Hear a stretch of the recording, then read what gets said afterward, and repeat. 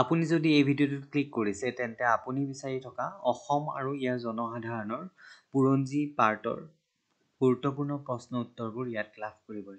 নমস্কাৰ জনাইছোঁ, সকলোকে স্বাগতম জনাইছোঁ মোৰ ইউটিউব চেনেলটোলৈ। আশা কৰোঁ সকলো ভালে আছে। আগন্তুক অসম চৰকাৰৰ দ্বাৰা অনুষ্ঠিত হ'বলগীয়া গ্ৰেজুৱেট টিচাৰ আৰু পোষ্ট গ্ৰেজুৱেট টিচাৰ টেট-কাম ৰিক্ৰুইটমেণ্ট এক্সামৰ লগতে অসমৰ আহি থকা বিভিন্ন ধৰণৰ প্ৰতিযোগিতামূলক পৰীক্ষা আৰু চৰকাৰী চাকৰি পৰীক্ষাসমূহৰ উপযোগী হোৱাকৈ কেইটামান গুৰুত্বপূৰ্ণ MCQs লৈ আহিছোঁ। ইতিমধ্যে আমি অসমৰ এনচিয়েণ্ট হিষ্ট্ৰী, মিডিয়েভেল হিষ্ট্ৰী পাৰ্টবোৰ শেষ কৰিছোঁ। এতিয়া আমি মডাৰ্ণ হিষ্ট্ৰী পাৰ্টখিনি কৰি আছোঁ আৰু আজিৰ পাৰ্টটো হৈছে পাৰ্ট নাম্বাৰ 14। এইখিনিতে আপোনালোকে যদি মোৰ আগৰ ভিডিঅ'বোৰ চোৱা নাই তেনেহ'লে চেনেলটোত গৈ আগৰ ভিডিঅ'বোৰ চাই ল'ব আৰু ভাল লাগিলে শ্বেয়াৰ কৰিব। গতিকে পলম নকৰি আজিৰ ভিডিঅ'টো আৰম্ভ কৰোঁ বলক। আজিৰ প্ৰথমটো প্ৰশ্ন হৈছে when did James Mill visit to Assam? কেতিয়া জেমছ মিল অসমলৈ আহিছিল? অপশ্যনবোৰ হৈছে 1853, অপশ্যন বি 1843, অপশ্যন চি 1863 আৰু অপশ্যন ডি 1823। ইয়াৰ শুদ্ধ উত্তৰটো হ'ব অপশ্যন নম্বৰ 1853। 1853 খ্ৰীষ্টাব্দত জেমছ মিল অসমলৈ আহিছিল। পৰৱৰ্তী প্ৰশ্ন। Question number 2. While preparing a report about Assam by Mill, Anandaram Dhekial Phukan gave some suggestions to him which includes. James মিলে অসম সম্পৰ্কে ৰিপৰ্ট এটা যেতিয়া তৈয়াৰ কৰি আছিল তেতিয়া আনন্দৰাম ঢেকিয়াল ফুকনে তেখেতক কিছুমান ছাজেশ্যন দিছিলে। এতিয়া সেই ছাজেশ্যনবোৰৰ কোনবোৰ ইনক্লুড আছিলে? অপশ্যনবোৰ হৈছে option A to decrease the taxes, কৰ কমোৱা, and appointment of local people as জাজ by increasing the number of court.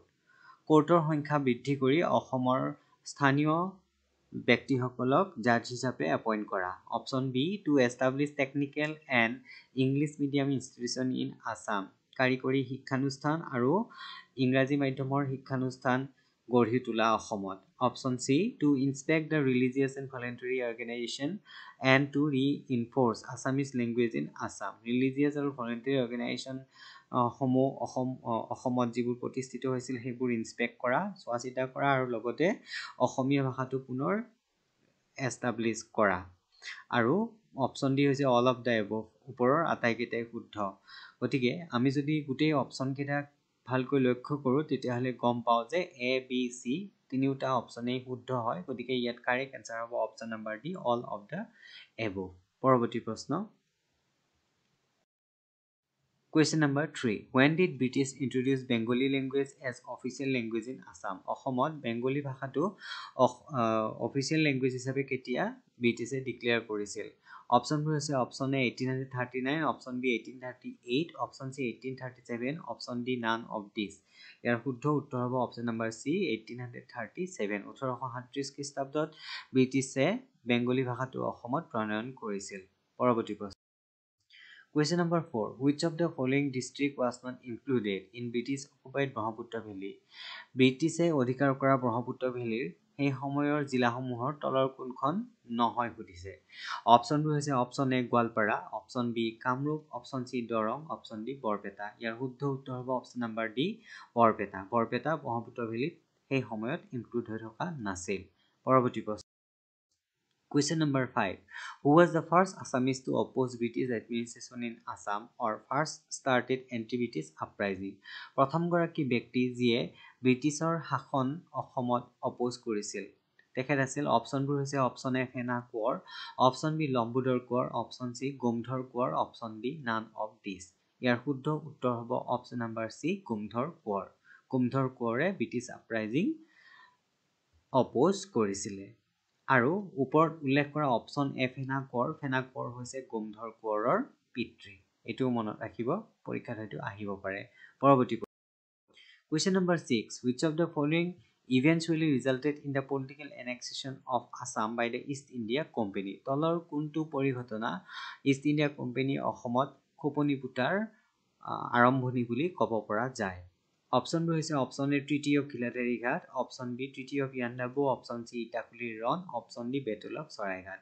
ইয়াৰ শুদ্ধ উত্তৰ হ'ব option number D treaty of Yandabo. Treaty of ইয়াণ্ডাবুৰ জৰিয়তে ইষ্ট ইণ্ডিয়া কোম্পানীয়ে অসমত খোপনি পুতিবলৈ সক্ষম হৈছিল।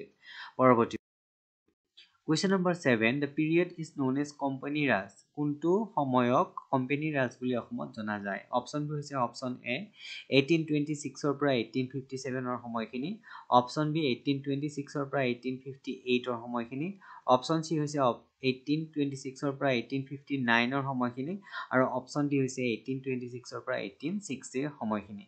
ইয়াৰ শুদ্ধ উত্তৰ হৈছে অপচন নম্বৰ বি 1826 ৰ পৰা 1858 লৈ। 1826 খ্ৰীষ্টাব্দৰ পৰা 1858 খ্ৰীষ্টাব্দৰ সময়খিনিক অসমত কোম্পানী ৰাজৰ সময় বুলি জনা যায়। পৰৱৰ্তী প্ৰশ্ন। Question number 8. Who was the leader of the revolt of 1857 in Assam? 1857 খ্ৰীষ্টাব্দৰ যি বিদ্ৰোহ হৈছিলে সেই বিদ্ৰোহত অসমৰ নেতা কোন আছিলে? অপচনবোৰ হৈছে option A Kandarpeswar Singha, option B Maniram Dewan, option C Jiuram Dulia Baruah, option D none of দিছ। ইয়াৰ শুদ্ধ উত্তৰ হ'ব option number B Maniram Dewan. Revolt of 1857 অসমৰ নেতা আছিলে মণিৰাম দেৱান। পৰৱৰ্তী প্ৰশ্ন। Question number 9. Who was supposed to be the king of Ahom after the revolt of 1857 by Maniram Dewan? Maniram দেৱানে নেতৃত্ব লোৱা 1857 খ্ৰীষ্টাব্দৰ যি বিদ্ৰোহ হৈছিলে সেই বিদ্ৰোহৰ পিছত কাক আহোমৰ ৰজা বনোৱা কথা চলিছিল? অপচনবোৰ হৈছে option A Kandarpeswar Singha, option B Purandar Singha, option C Jogeswar Singha, option D none of দিছ। ইয়াৰ শুদ্ধ উত্তৰ হ'ব অপচন নম্বৰ এ কণ্ট্ৰপেশ্বৰ সিংহ। পৰৱৰ্তী প্ৰশ্ন। Question number 10. Name the tea garden established by Maniram Dewan. Maniram দেৱানে প্ৰতিষ্ঠা কৰা বা পাতা গাৰ্ডেন চাহ বাগিচা খনৰ নাম কি? অপচনবোৰ হৈছে option A Cinnamara tea garden, option B Singlo tea garden আৰু option C both A and B আৰু অপচন ডি হৈছে নান অফ দিছ। ইয়াৰ শুদ্ধ উত্তৰ হ'ব option number C both A and B, অৰ্থাৎ চিনামাৰা টি গাৰ্ডেন আৰু চিংলো টি গাৰ্ডেন দুয়োখনে মণিৰাম দেৱানে এষ্টাব্লিছ কৰা টি গাৰ্ডেন। পৰৱৰ্তী Question number 11. Maniram Dewan was hanged in. Maniram দেৱানক কেতিয়া ফাঁচি দিয়া হৈছিল? অপচনবোৰ হৈছে February 24, 1858 at Jorhat Central Jail, option B February 26, 1858 at Jorhat Central Jail, option C February 29, 1858 at Sivasagar jail, option D February 26, 1858 at Dibrugarh jail. ইয়াৰ শুদ্ধ উত্তৰ হ'ব option number B February 26, 1858 at Jorhat Central Jail, অৰ্থাৎ 1858 খ্ৰীষ্টাব্দৰ 26 ফেব্ৰুৱাৰী তাৰিখে যোৰহাট চেণ্ট্ৰেল জেইলত মণিৰাম দেৱানক ফাঁচি দিয়া হৈছিল। পৰৱৰ্তী Question number 12. Who along with Maniram Dewan was publicly hanged due to the conspiracy against British? ব্ৰিটিছৰ বিৰুদ্ধে ষড়যন্ত্ৰ কৰাৰ অপৰাধত মণিৰাম দেৱানৰ লগত কাক ফাঁচি দিয়া হৈছিল? অপচনবোৰ হৈছে option A Gumdhar Konwar, option B Piyali Barua, option C both A and B, option D none of দিছ। ইয়াৰ শুদ্ধ উত্তৰ হ'ব option number B Piyali Barua. Maniram দেৱানৰ সৈতে পিয়লি বৰুৱাক ব্ৰিটিছৰ বিৰুদ্ধে ষড়যন্ত্ৰ কৰাৰ অপৰাধত ফাঁচি দিয়া হৈছিল। পৰৱৰ্তী Question number 13. The Assam Tea Company, first tea company of Assam, was established in. অসমৰ প্ৰথমটো চাহ কোম্পানী অসম চাহ কোম্পানী নামেৰে কেতিয়া প্ৰতিষ্ঠা কৰা হৈছিল? অপচনবোৰ হৈছে 1849, option B 1829, option C 1839, option D 1837। ইয়াৰ শুদ্ধ উত্তৰ হৈছে অপচন চি 1839। 1839 খ্ৰীষ্টাব্দত অসম টি কোম্পানী গঠন কৰা হৈছিল। পৰৱৰ্তী Question number 14. Who judged the trial of Maniram Dewan? Maniram দেৱানৰ কেছটো কোনে জাজ কৰিছিল? অপচনবোৰ হৈছে James Mill, option B captain Holroyd, option C Robertson, option D none of দিছ। ইয়াৰ শুদ্ধ উত্তৰ হৈছে option number B captain Holroyd. Justice captain হলৰয়ডে মণিৰাম দেৱানৰ কেছটো জাজ কৰিছিল।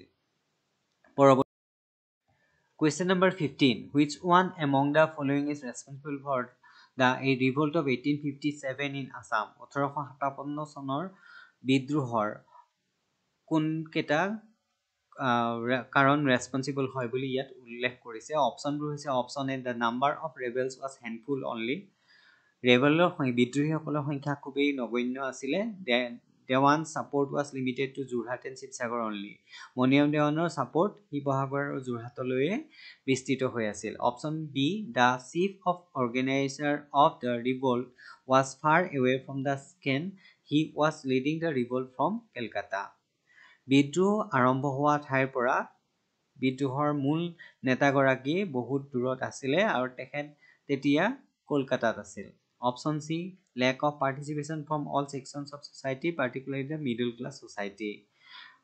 সমাজৰ সকলোবোৰ শ্ৰেণীৰ লোকে অংশগ্ৰহণ কৰা নাছিল, বিশেষকৈ মিডল ক্লাছ ছ'চাইটিৰ লোকসকলে এই বিদ্ৰোহত অংশগ্ৰহণ কৰা নাছিল আৰু অপশ্যন ডি হৈছে অল অফ দ্য এবভ ওপৰৰ আটাইকেইটাই শুদ্ধ গতিকে আমি যদি অপশ্যন কেইটা ভালকৈ চাওঁ তেতিয়াহ'লে গম পাম যে এ বি চি তিনিওটাই শুদ্ধ ইয়াত কাৰেক্ট এনসাৰ হ'ব option number D all of the above আজিৰ ভিডিঅ'ৰ শেষৰটো প্ৰশ্নলৈ যোৱাৰ আগে আগে আপোনালোকক পুনৰবাৰ অনুৰোধ জনাইছোঁ যদি আপোনালোক মোৰ চেনেলটো প্ৰথমবাৰলৈ চাইছে তেনেহ'লে ইয়াৰ আগৰ ভিডিঅ'বোৰ চাব আৰু লগতে নিজৰ বন্ধু বান্ধৱীৰ সৈতেও ভিডিঅ'বোৰ শ্বেয়াৰ কৰিব লাইক কমেণ্ট আৰু উপযুক্ত দিহা পৰামৰ্শ দিবলৈ নাপাহৰিব গতিকে আজিৰ ভিডিঅ'ৰ অন্তিম গৈছোঁ আজিৰ শেষৰটো প্ৰশ্ন হৈছে question number 16 why was the revolt of 1857 important for Assam 1857 চনৰ বিদ্ৰোহটো অসমৰ বাবে কিয় ইম্পৰ্টেণ্ট হয় অপশ্যনবোৰ হৈছে option A for the first time through this revolt Assam was associated with great Indian historical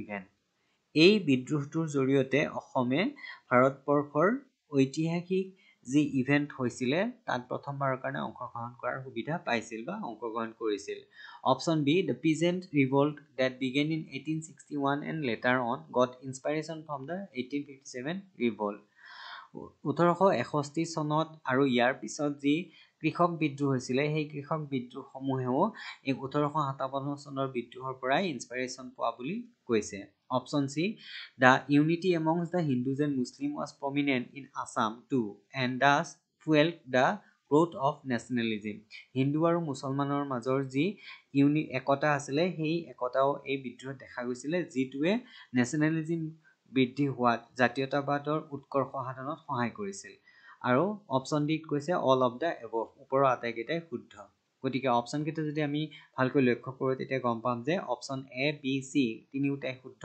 সেইকাৰণে ইয়াত কাৰেক্ট এনসাৰ হ'ব option number D all of the above গতিকে একেটাই আছিলে আজিৰ গুৰুত্বপূৰ্ণ প্ৰশ্নোত্তৰ পৰৱৰ্তী ভিডিঅ'ত আপোনালোকক পুনৰ লগ পাম ধন্যবাদ